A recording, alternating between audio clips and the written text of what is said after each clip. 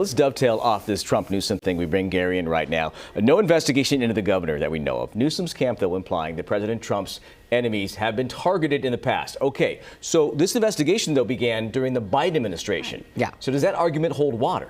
Well, I think that's a really important place to start, okay? Because everything that happens in Sacramento and Washington these days is seen as a Trump-Gavin Newsom feud, right?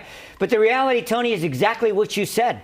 This investigation started several years ago, well before the 2024 election even began. So there's going to be a lot of questions about what prompted this to begin with. What was it? Was it an investigation into Gavin Newsom, as the Newsom people are now claiming? Or were there other things? If you look at this indictment, 23 counts. And the IRS agents were there, by the way, because she was claiming things like private jets and luxury gifts as business deductions, all right? And that's part of the problem. But there are a host of charges here that are going to be delved into. And this is a real problem for the governor. I don't care how you want to slice it politically.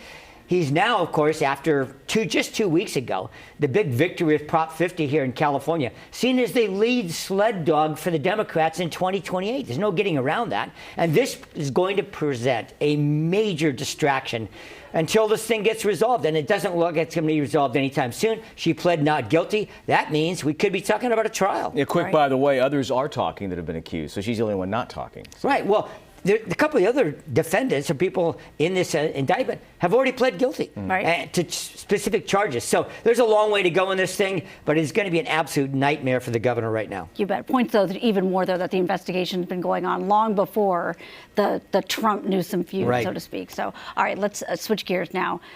Sort of continuing with the Trump-Newsom theme here. The DOJ joining California Republicans with the Prop 50 lawsuit. Oh, surprise, surprise. And really, this is not becoming a surprise either. The reaction that we keep seeing online, the governor's team, once again calling the opposition losers. Wow. So what do you make of that? I mean, we're seeing this pop up more, this kind of talk. Did Trump write this, or did Newsom press off? That's why I think everybody has to take a double take. That's what it's getting difficult to decide. Was that Trump or was that Newsom? Let me see if I can figure this out. All right. This Prop 50 thing is also going to be very convoluted. Here's why.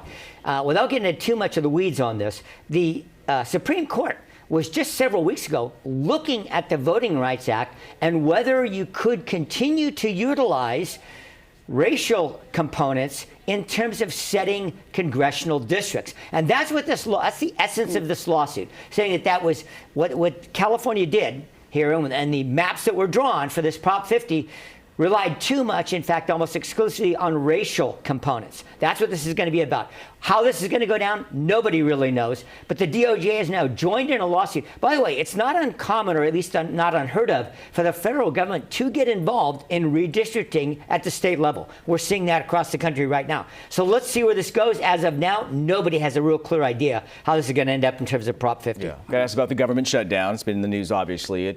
No surprise it ended before Thanksgiving in that airline rush. But how it ended was interesting, because you had some more moderate Democrats kind of get in a little circle and say, we're going to ignore Schumer and the top leading Democrats, and we're going to have our little powwow and come up with a plan. And they did. Was this a loss for the Democrats? Well, there's no way to really slice it other than that. I mean, however you spin it, we were talking about this off air here. You know, I don't know how you're going to spin this and say this is a win for the Democrats. Certainly the people inside the Democratic Party, most notably those who aren't big fans of Chuck Schumer, don't see it that way at all. But here's the thing. You had a number of Democrats in districts, in states in the Senate who are in vulnerable positions. And, you know, like it or not, that always is the end game in politics. What is it going to do for my next election? This presents huge problems for Democrats, because just 2 weeks ago, they were saying they had huge wins with the governor's races in the East and Prop 50 out here in California.